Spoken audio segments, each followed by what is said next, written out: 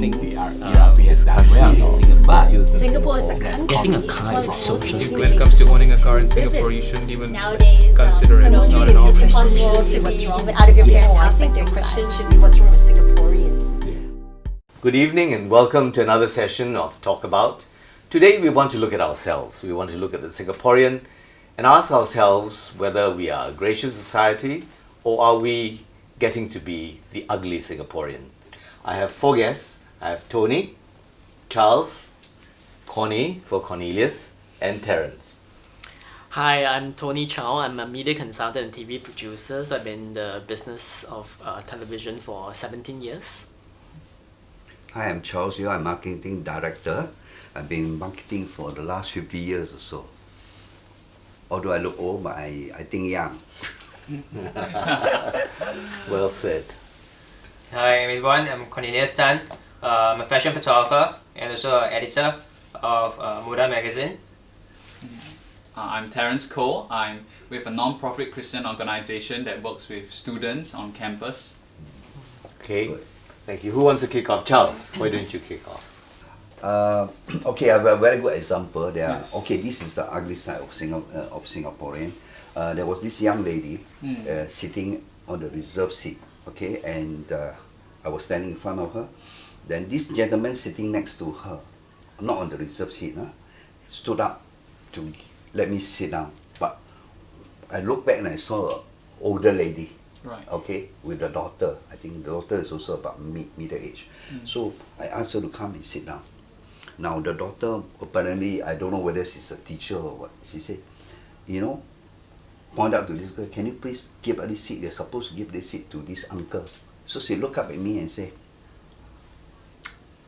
Uncle, you didn't ask for the seat, right? Yeah, and I think, Uncle, you don't look old. So, jokingly I said, how do you know I was in the cosmetic business before and I do facial every day, so I look young. Because it's allocated, therefore there's expectation and the rights of this so-called older people who say that that's for me, So that happens in the bars quite a lot. Because I think a couple of months ago, probably sometime back, there was this viral, on YouTube, it went viral, of this woman who have a quarrel with a China girl over that bus seat. It went really big because what happened was that, in fact, the bus was not crowded. But because when you get on to the bus and there's near to the where you pay the fare and all that, where you do your EZ Link card, and there was actually a row of seats normally for the needies, very near to the exit or the entrance, and usually older people will take that seat. But it happens that this China woman was sitting there at that seat that normally allocated for older people, and when the auntie got up, she wanted that seat. But there were empty seats all beside the China woman. She refused to take. Said, "This is my seat," and then a quarrel started. And the Singaporean woman got violent and she screamed at the China woman and said, "You're this China woman, you're all prostitutes and you should be going back to your country." And then it was very bad. And I think. But this violent reaction may be symptomatic of something deeper than just taking seats, right? Exactly. Maybe that's which is another aspect of the ugly Singaporean, because I would like to examine how we treat foreigners, how we treat expats and foreign workers. Are we polite and gracious about them? I've been to China. I've tried the train. I did backpacking with my wife. And every now and then they announce very clearly through the sound system that they should show graciousness and give up the seat to those who need it more. I think that is something that we like to see. I mean, okay, we want them to do it naturally, but there are times when we have to tell them, that you should do that. I think if I'm not wrong, sorry, at one time we had a jingle or something like that. But they don't understand. I asked them, do you understand what they're talking about? He said, no, I don't understand. I think it should be very clear, simple Chinese or English or Tamil or whatever. I think that will help. This is what Charles is talking about. It was a jingle by the Dim Sum Dollies. Take a look. Sorry about that. Okay. It's so easy to love your ride. To get on the move it inside. 走进去 Someone in need, so give up your seat, make everything sweet. You'll feel so good inside. yo, I sing, 才开心，开心，开心. That's right. You can love your ride, love your ride. When you take the bus, your face is sour like Ghana. The driver see already, he cannot tahan. When you're pushing and you're shoving, don't care for one another. How like that? It's rush hour and your face so sour. Go to work each day, don't want to feel sian. Queue and get on quickly, then move inside can. When you need to get up, be a dim sum dolly. Don't be shy, no need to be sorry, say excuse me. We're going to take a break now, but I think that we are touching the surface so far about giving up seats and all that. There is a deeper and more sinister aspect of the ugly Singaporean, which we'd like to talk about when we come back.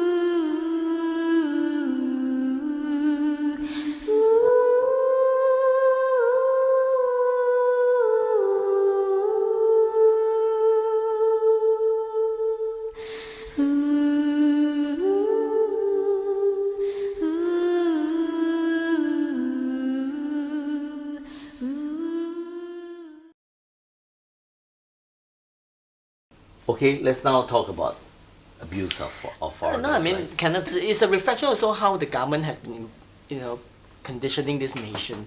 There's all this kiasuism. I think part of it also, I realize Singaporeans are always, must be first. I mean, we talked about it earlier on about self-centeredness. We always think about me first. Yes. So that, I think, is permitted down into the kind of like day-to-day dealing we are having. In terms of like rushing for something, putting pad of tissues on the table to chope seats, things like that. I think those to me are more serious than some of the cases. There are very serious cases of maid abuse and all that, the employer, but I think are isolated cases. Okay, we're going into the cause, which is very important. Why do Singaporeans behave the way they do? Yes. Whether it is violence or whether it is just inconsideration, selfishness. Okay, you touched on the fact that it's a whole culture of being kiasu, the competitiveness that has been encouraged. Yeah. Is that sufficient reason to behave the way they do? Are there any other reasons why Singaporeans behave like that? Probably it's the stress level that most Singaporean families are facing now. Children's education, trying, job dissatisfaction, all this stress level. And I think most of it is also due to miscommunication. It's very difficult to communicate, to communicate with a maid.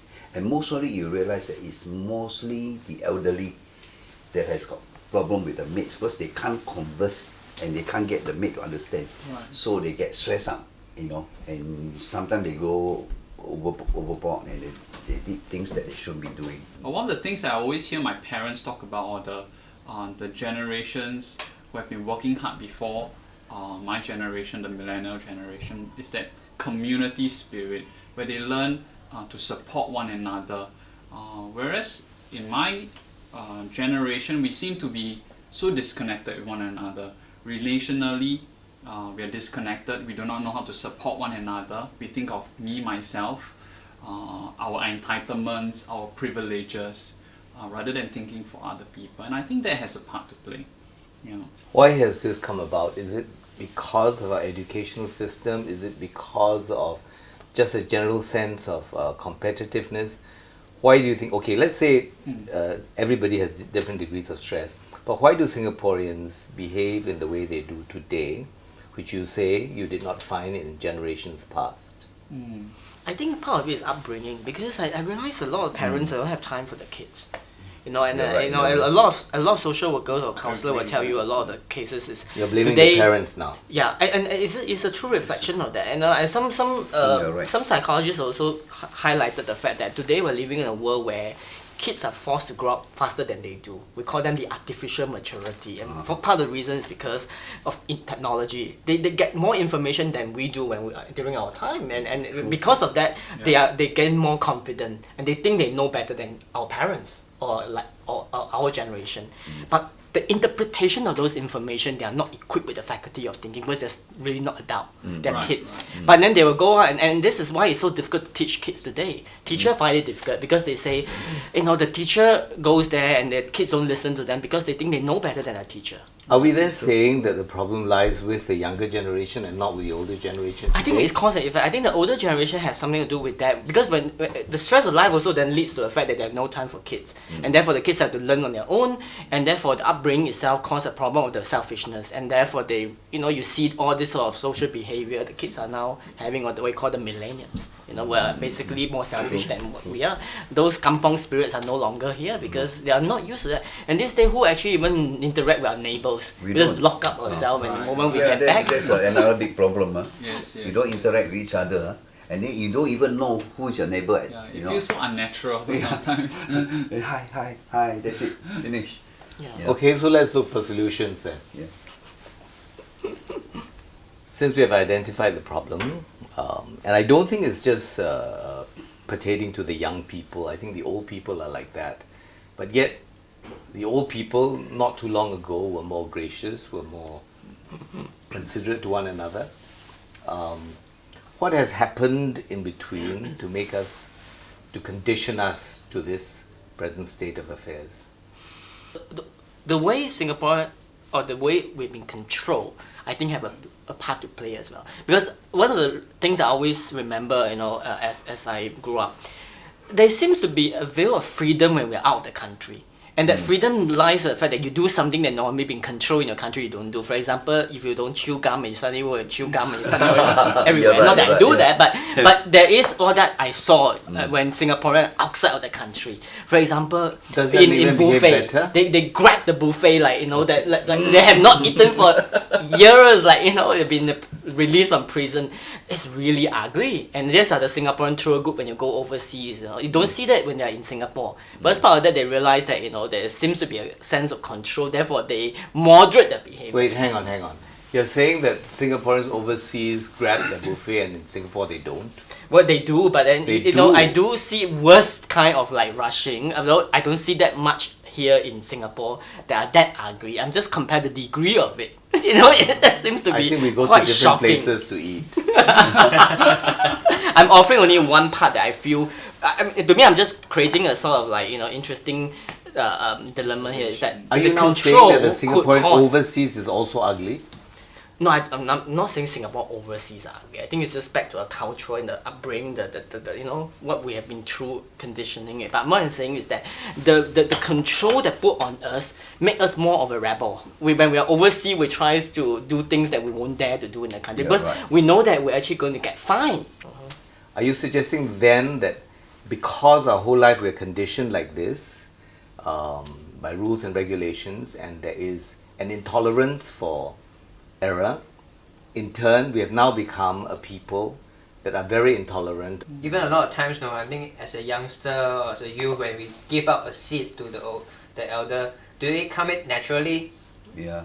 Because you're there's told. people watching, you know, like you know that you are sitting in a located seat for the elder, and you know that many people will start talking about you or maybe storm you, you know, yeah, because eyes is everywhere. So a lot of times our behavior doesn't come naturally. You're forced to do it, you know. Then sometimes, you know, I think that kind of liberty, right, when we are more liberated or more freed, we kind of behave in the way we want to be, and maybe that's where we become more ugly, you know. Yeah, because that's our very natural state, you know. Yeah. So okay, But I think it's wrong to suggest that competitiveness in itself is bad, right? In order to continue to succeed, we need to be competitive. So in the face of having to live with being competitive, how do we go about relaxing and becoming more gracious? I think what Kenneth has asked about moving forward, for our generation, the millennial generation, and because of postmodernism where the individuals are highlighted, it's all about me and my experience. I realized that in my own journey or talking to other people, the most powerful motivator is when something is done for you and you get a positive experience of it. It takes, within a day, someone to do something courteous or something good to you to make you feel good. And then you are motivated to do something You're right.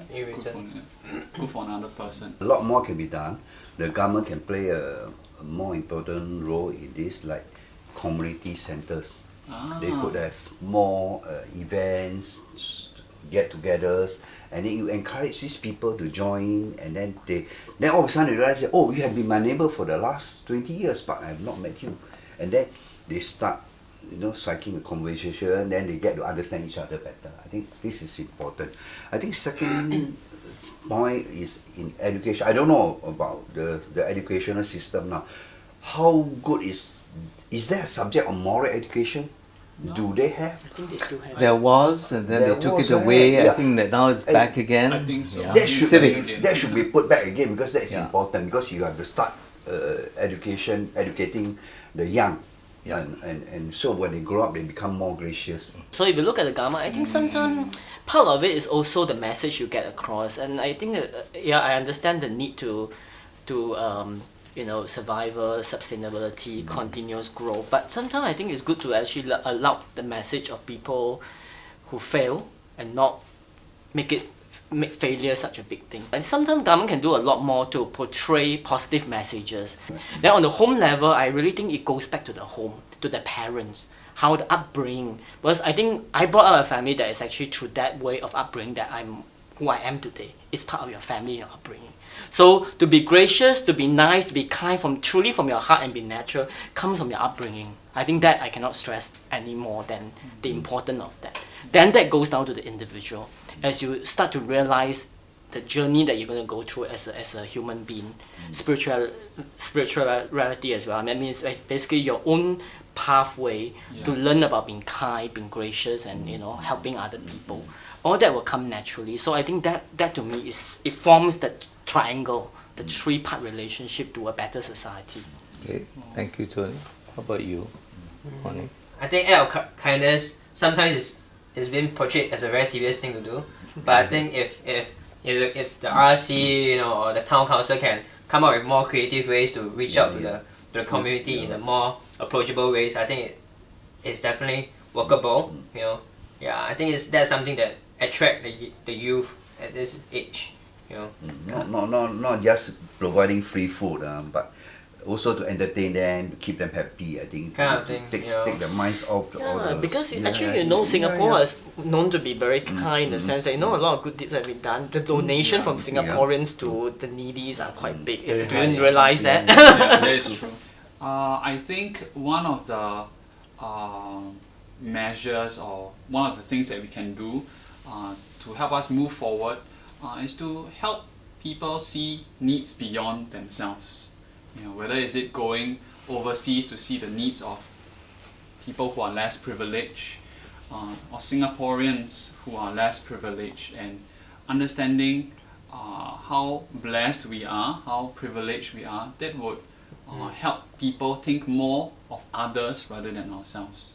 And I think maybe a second idea that I have, or a wish that I have, is that Singaporeans will be able to spend more time with their family, quality time as well as quantity, both in the immediate as well as the extended family. I think that's something I really treasure about my own family. I think the third thing I learned from my own personal journey is the great need for us to learn to love ourselves or to appreciate who we are. I think growing up as a youngster in my primary school and secondary school, there are experiences that shaped my life. not so good experiences because of the stress, like we mentioned, of the education system, and also certain social experiences which I learned to, or rather I tell myself things that are degrading of myself, and I become a very, very hurtful person, or person with carrying a lot of hurts, and naturally in some situations I have the tendency to hurt others as well. Well said. That is true. Okay, so if I can just very quickly summarize, I think right from the top, if we speak of the government, now we are talking about not only the government but everybody else, the ability to make mistakes and be forgiven for making those mistakes rather than for punishing you. So we have to ease up on that. The other thing is also to look at the positives rather than the negatives, to try and reinforce the examples of positive behavior, whether it is public or whether it is in school or whether it is in home, and try and focus on that rather than the shortcomings. And I think that we also spoke about the need to look outside ourselves, not be so self-centered, but to look at the people outside and see what we can give them. And the importance of community and reinforcement is also very important, where you have to build, you don't live alone, and you have to work within the milieu of a family, a close family, or as Charles mentioned, the larger community, so that there is a greater sense of affinity and interaction between people, so that they feel more as one family or one people. And if we have to look at ourselves, then we should not look at ourselves as someone who is trying to compete and trying to win all the time. We have to learn to love ourselves, to think positively about ourselves, and in that way feel good about everybody around us. Okay, so there's hope for the Singaporean. Good night.